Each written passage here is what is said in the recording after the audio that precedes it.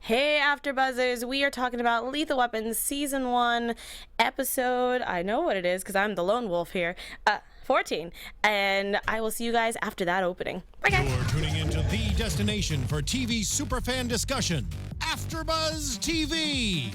And now, let the buzz begin! Dancing to the music, because I'm here by myself, but it's okay, because, oh, look at these lights! Oh, it makes me so happy. Hello, everyone. Welcome back to Lethal Weapon After Show. I am your host, Alexis Torres. You can find me all over social media at atorres890. That's ATORRES 890. I'm so happy to be talking about this episode because it was so freaking good. Don't forget that since I am alone today, you can hang out with me on the chat. I've got my awesome producer, Mark Donica, up in the booth doing the ones and twos with me, and it's awesome. And definitely check out Kelly because he's doing some crazy stuff right now on our sister network BHL, Black Hollywood Live, talking about dating and mating and all kinds of cool stuff. But you can catch him at KAA, I think it's Chaos J at KAASOJ, I believe.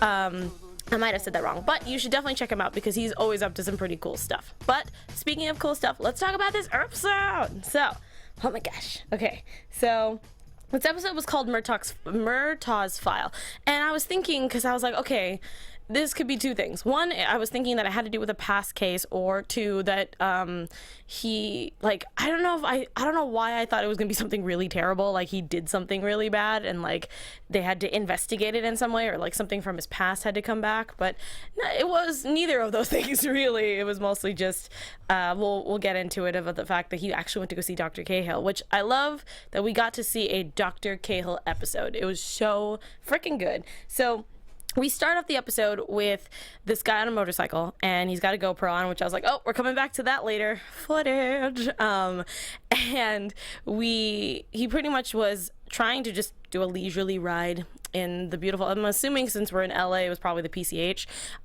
If you don't know what that is, it's Pacific Coast Highway here in sunny California, which is actually very wonderful to drive through. And there is some douche nozzle who was trying to pretty much like swerve like him off the road. So, I mean, in my head, when the fact that the truck like pulled over and waited, and then he kind of sped by, and then the fact that the truck got in front of him and was kind of like going back and forth, I didn't really know where he was going with that. I couldn't tell if he wanted him to like crash on his bike or if he was going to do something else. But I liked that our biker, which his name is, where is it, Sean Hawking, got past him, thank goodness, because in my brain I was going, you've got a motorcycle, I feel like you can go faster than this guy. But I'm glad that he was very cautious, that he waited until he kind of found an opening and went around him. But sadly enough, that was not enough to get him out of a situation. He stopped to pull over. I don't know what he was looking for, because he was kind of looking out on the horizon thinking that he was away from this person. But I also kind of agree with that, because I'm like, why would you think that this person was trying to kill you? He probably was just on his phone, maybe not paying attention. So I kind of get it.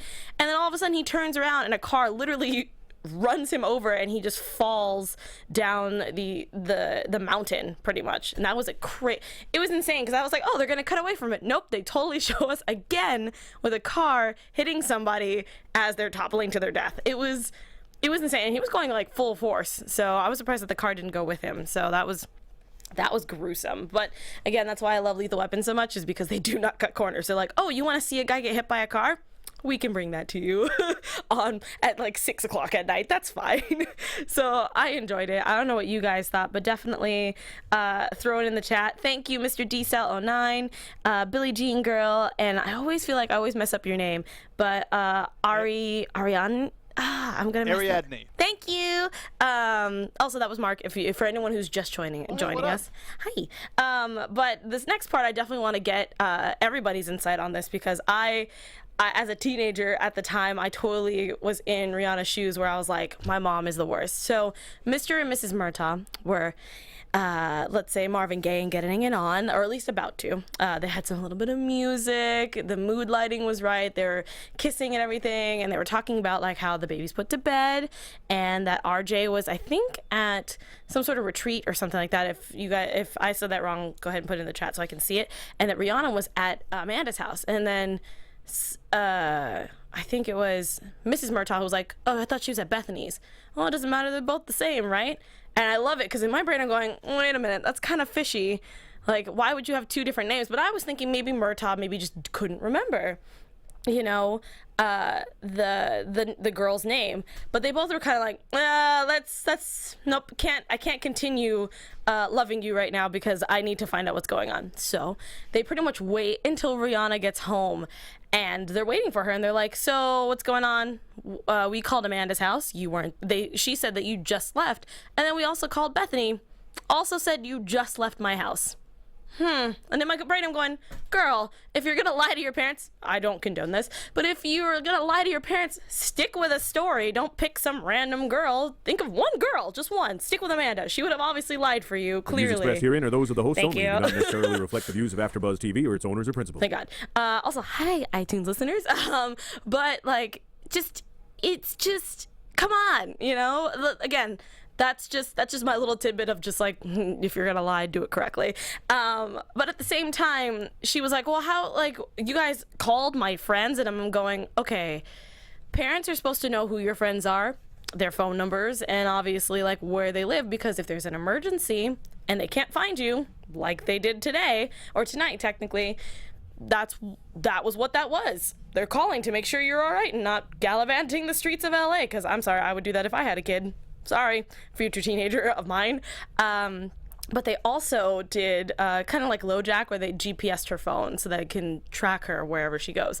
But in my head, I'm going, if you did that, wouldn't you know where she was? Technically, but we didn't get that. We just kind of passed by it and she was just upset. But I love how Rihanna sat there and was just like, I'm very disappointed in both of you for looking at my phone. That's an invasion of privacy.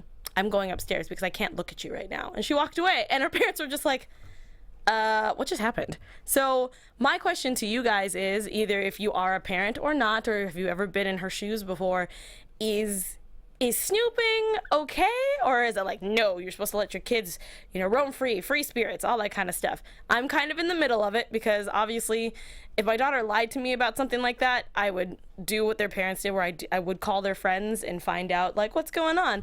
But because I'm a gullible person, I would have been like, oh, maybe she was at both their houses today. Oh, I don't know. But Mark, what do you think? If you're up there, if not, I will read stuff from the chat. I took up the wrong channel. It's okay. I'm of the paranoid camp. Like, there are times when my wife is just like, oh yeah, you know, I'm coming home from work at this time, and I might stop off whatever, and it's like a half an hour after she said she was gonna. And I check like Facebook, I check Twitter, see if she's like, oh, maybe she checked into a thing. Yeah. But when it would come to parenting, I would be so much more on top of that stuff. Yup. Dude, I don't blame them for doing what they did. If I'm paying for that phone, Well, yeah, it's gonna have GPS on it. well, not just that, but it ain't your phone. True. You know, like it's all conditional. Yeah, because she is under, I think she is, I think she's 15, 16 years old, I believe. She ain't no adult. No, that's what I'm saying. Girl.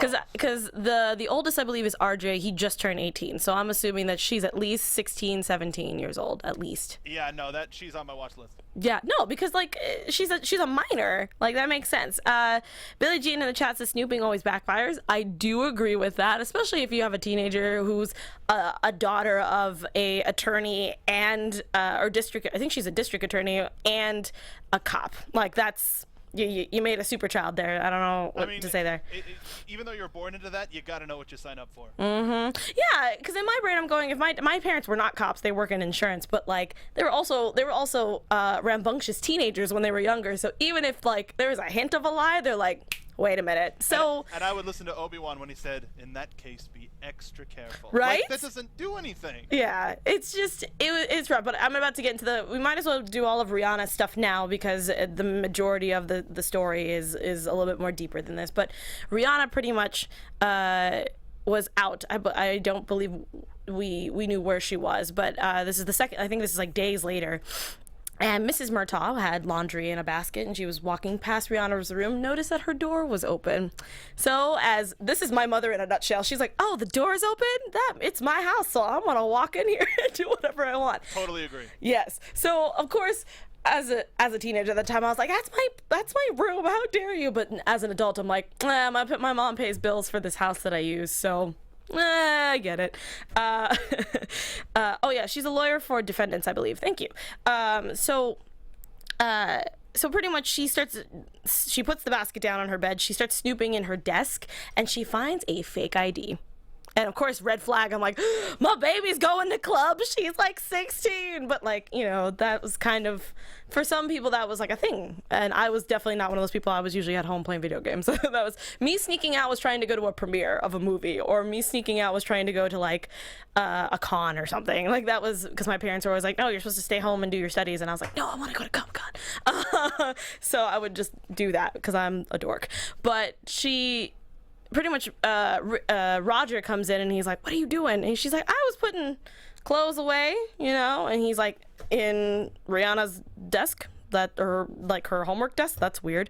And pretty much she showed the ID, and as soon as they're like about to maybe put it away or even like question it, Rihanna comes home and they run into the closet and wait. But of course, any girl's going, okay, if the basket's in here and I hear people clearly whispering, even though it was very loud whispering, she opens the door and she's like, what are you doing in my closet?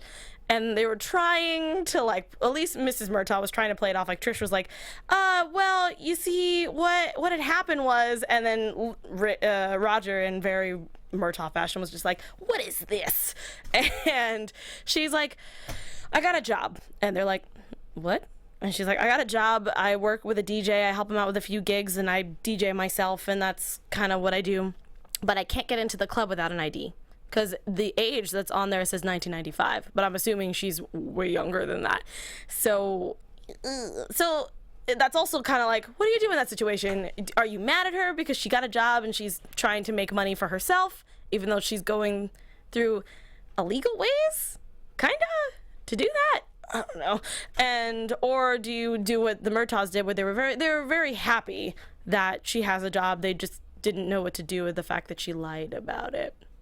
It's a weird, I don't know. I'm proud of her because at least she's trying. I just wish that it was a different job where she didn't have to go get a fake ID, that if a cop found out and she clearly doesn't look like she's over the age of 21 or 18 or whatever, that she could get in trouble. So I don't know. Do you think we're going to see that pay off? Do you think that that's going to happen? I'm scared because RJ has already gotten in trouble because a friend of his was a valet, but he was actually boosting, like he was taking cars. Like, see, now that's like super illegal? Yeah, so I was like, okay, this is not as bad as RJ's friend, and RJ didn't know about it, so he was driving a car that was stolen, technically, but he didn't know, so like I couldn't get mad at him because he was just hanging out with a friend. Her friend was like, oh man, I gotta take this car back because I have to go somewhere. Do you want to take it back? Or actually, I think he left him on the side of the road, so RJ was like, I don't know what's happening. So like, it's just, because it's also LA too, and she's in a club scene, so I'm also worried about that too. So I'm like, But you also know the LA job scene where it's like, you have to have so-and-so years of experience. Right? So starting this early is something that a lot of people, like the generation before us, got a chance to do before all the, like, employment laws. So while it is like, it's probably bad that you're probably going to get caught. Yeah. She's not doing anything super dangerous. True. But I agree with you. If she goes into more and more dangerous clubs, then it could be a problem. And I'm also thinking as like a girl, I mean, I'm hoping that the person that she is working for, the disc jockey that she is working for, you know, walks her to her car, or, you know, waits for her Uber to get there, or whatever she's doing to get home, because I feel like if she is working to these crazy late hours, I'm assuming not too late, because then I think her parents would notice she's coming home at 2 o'clock in the morning, but like at least if she's working till midnight or something, that it would be kind of scary for a girl to be walking, because you and I know how LA is after a certain hour. Yeah. So like, you know, I would be scared if my 15-year-old daughter or my 16-year-old daughter is just kind of walking around by herself in LA, and especially in Hollywood area, which is where most of the major clubs is. But the club that we saw at the very end of the episode was a library, so it felt like maybe she was in downtown LA. What's that bookstore? The last bookstore, if they were having like a club day or something like that, I can see, or club night, that maybe that would be okay because it's in a very well lit area. But I don't know, because I don't know. And there are also plenty of areas in LA and the surrounding area that are like all ages places. True. Younger people get a chance to play, younger people get a chance to attend, and there's like no booze or anything. True, and it didn't look like that was that type of place. I mean, we didn't get to see it, but it would look like there were mostly young people in this club. Yeah, or you go to a place with a lot of, there are plenty of places to go, so I figure this can just be a one of those starting point. Yeah, thank you, Mark. But that was like my main thing, was like, it was I was between a rock and a hard place on that one, because I was like, oh my god, I'm so glad that she's trying to be independent and trying to find her own job, because RJ's going to college and she needs to find her own thing, you know, and so I was glad that she likes DJ, and I think that's awesome. But I was just like, oh my god, you poor sweet child, don't go out there at night, it's dangerous. But like that's just me. But speaking of dangerous, oh my god, so we find out that this guy, Sean Hawking, our victim, was actually dating our beautiful, adorable, awesome, I can't think of other adjectives to describe this person, Dr. Cahill. And she pretty much, we kind of knew that she was dating somebody before, or no, right after we found out who the victim was, because of the fact that she got flowers, and it wasn't like typical, like, oh, I picked these out from a grocery store. Like, no, someone obviously sent these, a card comes with them, and Riggs picked up on that very quickly. She was also very tired, so, you know, it must have been a late night. So I was really glad that we got to see that. I know a lot of people who are Riggs, Cahill shippers, which I don't actually know what the ship name for that is. Riggs Hill, maybe? K Higgs? I don't know. Is probably like, oh my god, no, she's dating somebody. But I love that we kind of got that ship a little bit in this episode, which was really, really nice. So, yeah, so we find out that Sean Hawking obviously didn't make it. We have a newbie on the team, which I did not write down his name, so if you know his name, please say it in the chat, because I don't remember. But he had a hard time publicly speaking. He was a little awkward and things like that, and I was kind of like, huh, that's weird. But at this point, we already kind of knew from the previews from last week that we had a stalker situation. But for some odd reason, even though I was like, oh, he's a newbie, he might be the stalker, I kind of just pushed it to the back of my brain, because I was like, well, I don't know, he can't even talk like two people, so maybe, I don't know. So I just kind of was like, I'm gonna put a pin in that for later. But I was mostly distracted by the next character who was introduced, who was also new, and I was like, curse you, Lethal Weapon writers, for distracting me with a bait and switch. So we get to the point where Cahill's having a hard time, because obviously she's been dating Sean Hawkins for about a month now, and so it's a little hard for her to get the details that he passed away from somebody who's clearly trying to kill him. And so she was wondering they were wondering if maybe she got mixed up in some some terrible stuff, which was not true, to a point. And we get to see again that awkward moment between Riggs and Murtaugh, where Murtaugh's trying to like give the tissue box, give it to her because she's crying and wiping her snot on her sleeve, and Riggs just kind of like is just holding the tissue box, and he's like, okay, well, you take your time, we're gonna go and we're gonna figure this out. And he like was about to walk out with the tissue box, and she's like, Riggs, can you just leave the tissue box? And I was just like, what is happening? Get it together. But I did forget that we oh, there it is, Jason Montero, thank you. That as Riggs was leaving Dr. Cahill's, before she found out about the news about her boyfriend, that he saw Roger, I don't know his middle name, but Roger Murtaugh's file in her cabinet, which means that he had to see her for some situation. So of course, Riggs, being nosy, was like, I need to know why. So that's kind of like a playing theme throughout the episode, is just him poking and prodding Roger and being like, what is it? Tell me what you did. I want to know. I love that Billie Jean in the chat's like, give it, that just yelled at the TV screen, give her the tissue box. And I was like, I was the same way. I was like banging on the table. I was like, just, it's right there. She's not even that far away. They were able to get footage off that GoPro. That GoPro came back, and sadly enough, it wasn't a lot of footage that they could get back because of the crash, but they were able to get enough. But the thing is, Cahill was supposed to have a day off. She came back, and well, she wanted to sit in and watch the footage, which is hard for anybody. That's usually, it's not very much recommended that you see someone that you're obviously with. You probably shouldn't see their last few moments. That's oof. But I'm glad that she was strong enough to try it, but it just wasn't enough for her, and she went home. I also like that Riggs can actually be on a certain level to a point with Cahill now, because even though Cahill's relationship was only a month, and his late wife was much longer than that, but I love that he's trying to help her through this loss in a very awkward Riggs way. So we find the license plate number from that zoom, because I mean, I understand, Mark, you know about GoPros.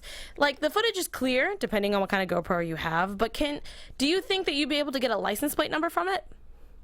Depends on how close you get. Yeah. Like, if it's it depends on how good of a GoPro, because only... Well, he was on a motorcycle, and the car was kind of pretty close in front of him because he was trying to cut him off.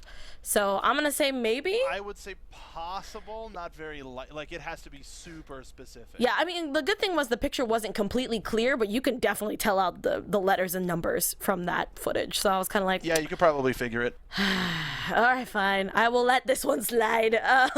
But I appreciated that they at least blurred it. Because, you know, like, there's some times where, like, you're watching a crime show kind of like this, and they're like, oh, zoom in, enhance, zoom in, enhance. And I'm like... That's my favorite joke from Reno 911. Right? And I was like, guys, you guys were, like, miles away. So the fact that you can see that so clearly, get out of here. That's insane. But this one, at least the writers and the crew was correct, where they're like, you should blur it a little bit. Just make it look like it's, like, maybe like 460 resolution, maybe, or, you know, wait, 460 or 360? What am I thinking of?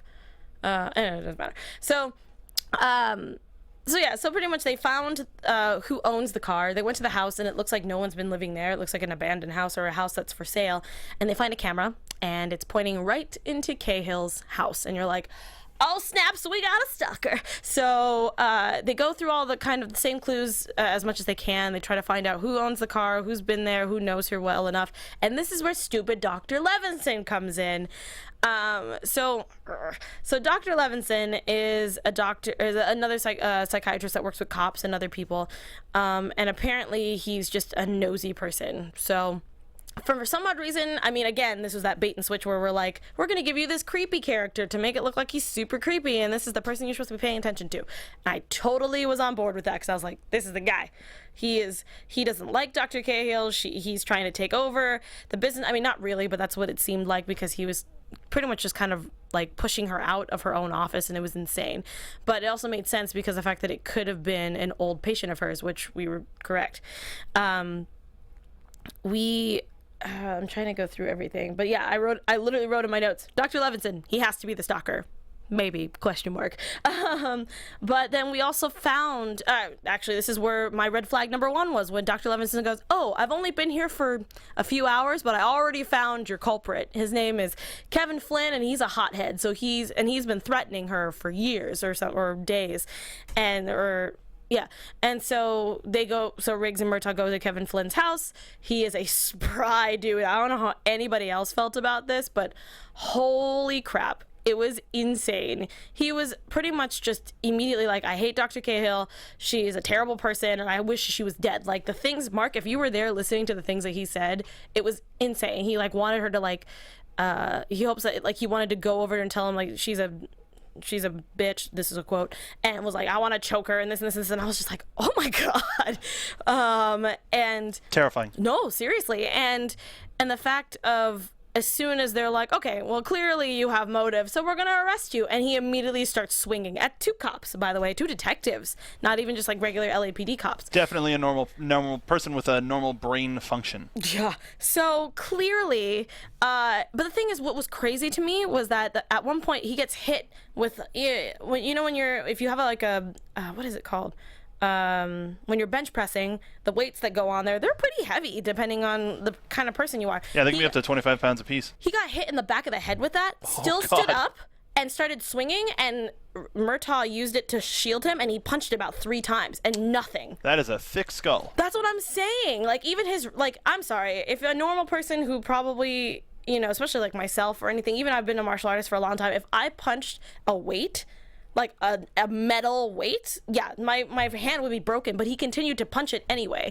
It was crazy, and he was just jumping around. He was the spryest dude I've ever seen in my life. It was crazy. But we find out that it wasn't him who did it, even though he is a hothead and he has problems with his anger and things like that. He was actually taking care of his Nana. And so he's mostly upset that Cahill sent him to jail for whatever reason. We didn't really get the backstory on that as much as I can remember. And it just sucked. But I'm glad that he has a heart and that he does care a lot about his Nana. Not enough to the fact that he actually didn't go through with his threats. It's more of just a lot of hot air, is what my grandma would call it. So we push him aside, but then they take Dr. Cahill back after this interrogation, and we find someone lurking in her house. And guess who it is? Her ex-husband. So I love how we, especially with Kelly, he always talks about how, like,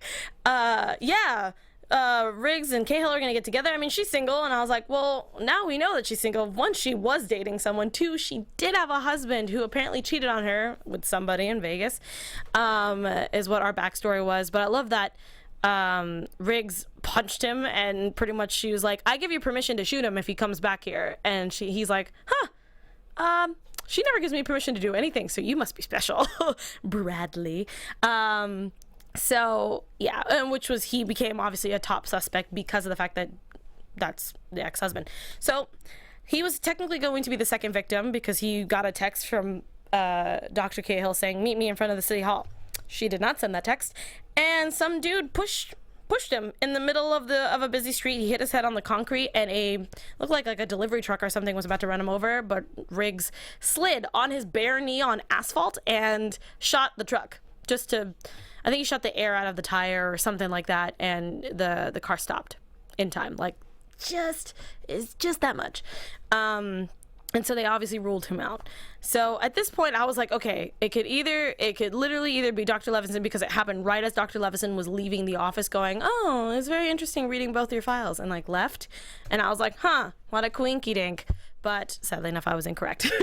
So we also get to learn of why Murtaugh went to go see Dr. Cahill, which was the fact that him, Avery, who's the captain now, were on a standoff with somebody from, I think it was a drug bust, I believe. Sorry, I forgot to talk about that. Sorry, before we get more into Roger and everything, our spry guy, Kevin, he punched Raj, twice? That was insane.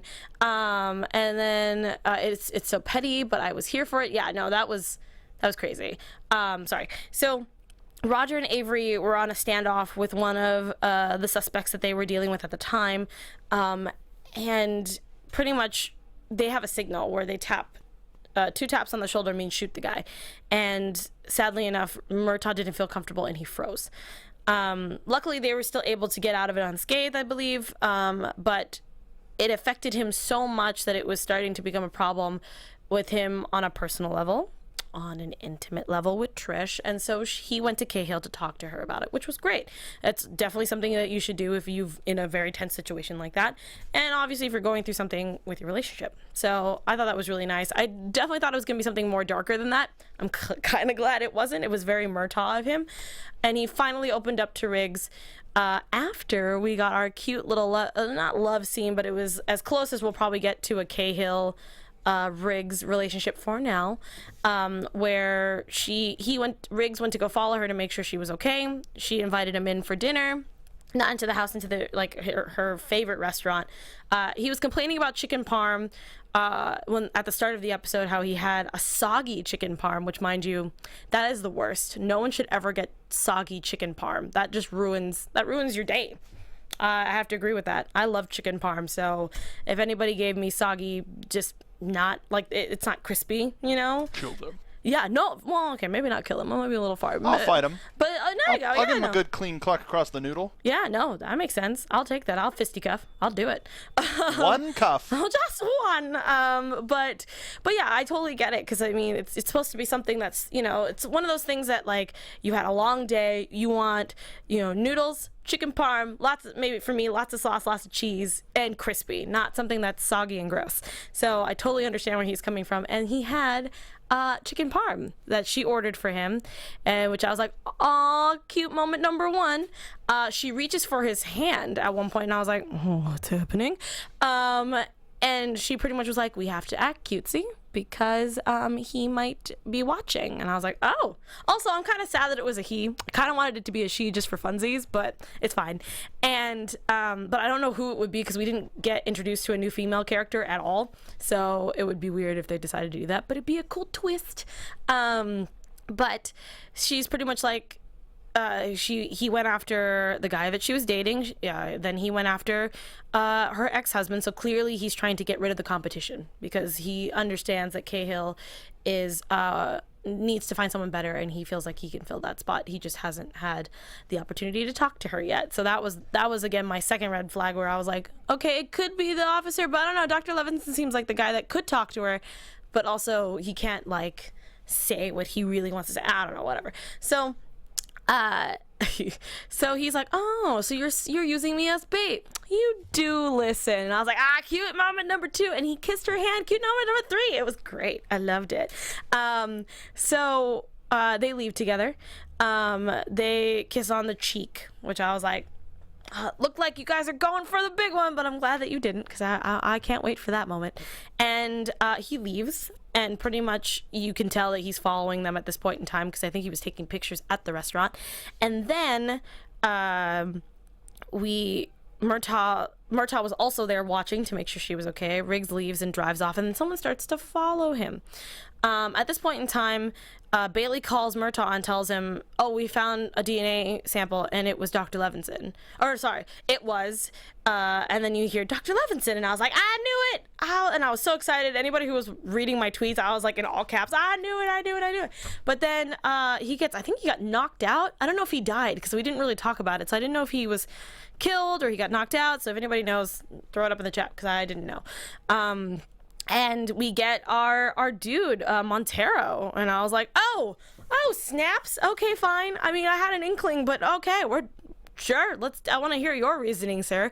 And he pretty much is just, it's a typical stalker kind of episode where it's like, you're not good enough for her, because Riggs obviously got back to the house at this point in time.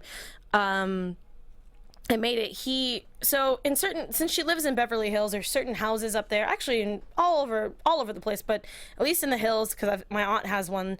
It's one of those like gas fireplaces that you have to. It's in a clear box. It's like pretty stones on the bottom. You're supposed to clearly see it. It's supposed to be like this really cool thing instead of like a normal brick kind of fireplace. So it's more swanky. And so Jason Montero turns on the gas like all the way up, and I'm just like, jeez. And he's gonna shoot them, and obviously the whole place will go from I don't know the term. Oh, hold on, I'm gonna read this real quick. Yeah, he got shot. Okay, so that's what I thought. Okay, Billie Jean thought it was a therapist too. Thank you. I don't feel crazy.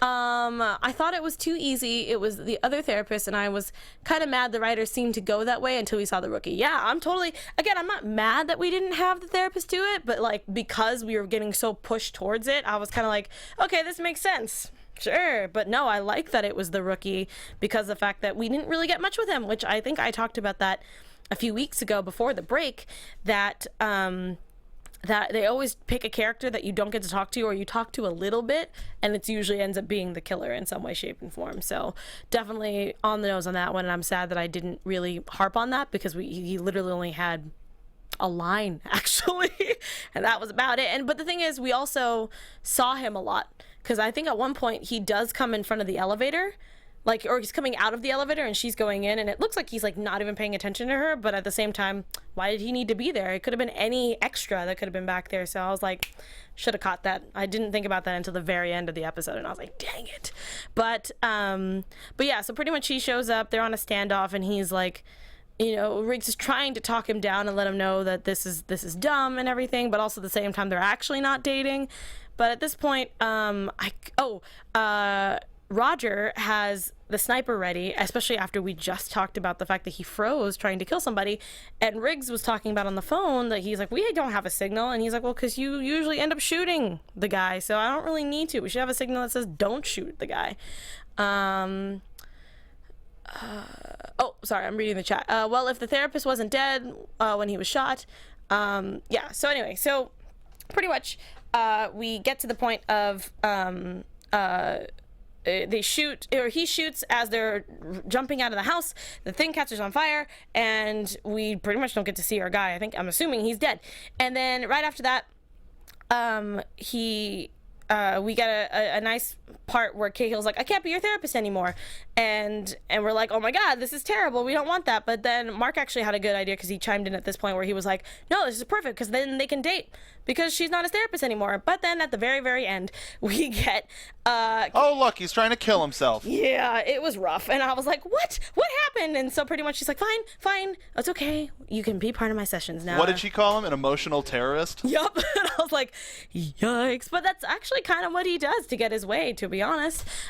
So pretty much he gets off the ledge, thank God, and says that I'll be your therapist again. So I'm kind of like, no, but also yay. So I'm, again, rock in a hard place. I'm happy that she's there to help him, and at the same time, I hope that maybe they'll date eventually. But we find out next week that we get pretty much I can't remember the actor's name, but we got a special guest, and he's pretty much playing this guy who witnessed a murder, or they're trying to kill him, and they have to pretty much help him, and he's terrible at it. He seems like a bad luck Charlie. Was that the meme back then? I don't remember.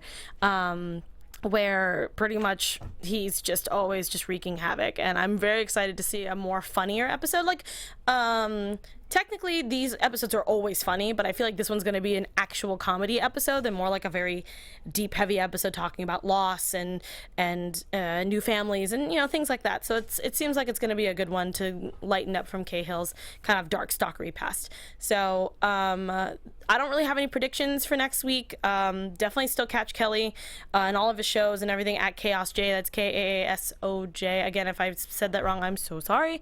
I definitely want to know what you guys think, because we're short on time because we started a little late. So definitely tweet me at HHorse890. Definitely use that hashtag ABTV Lethal Weapon, or use just Lethal Weapon. You guys know Lethal Weapon HQ always retweets everything and always sends things my way if I miss it. The contest is still going for those two pictures that were signed by Keisha Sharp, who plays Trish Murtaugh. I decided, because I didn't want to announce the winner while Kelly wasn't here, so we'll wait till next week to do that. So you still have one more week. Go on iTunes, rate us, leave a comment telling us how much you love the after show and how much you love the show and what's your favorite moment so far from the season. So I'm sorry I talked your ear off, but I really am happy that you guys were here with me. All of you guys in the chat and who you're going to be watching later, definitely put in the comments below what you guys thought.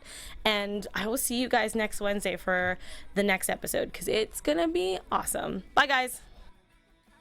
From executive producers Maria Menounos, Kevin Undergaro, Phil Svitek, and the entire AfterBuzz TV staff, we would like to thank you for listening to the AfterBuzz TV network. To watch or listen to other after shows and post comments or questions, be sure to visit AfterBuzzTV.com. I'm Sir Richard Wentworth, and this has been a presentation of AfterBuzz TV. Buzz you later. The views expressed herein are those of the hosts only and do not necessarily reflect the views of AfterBuzz TV or its owners or principals.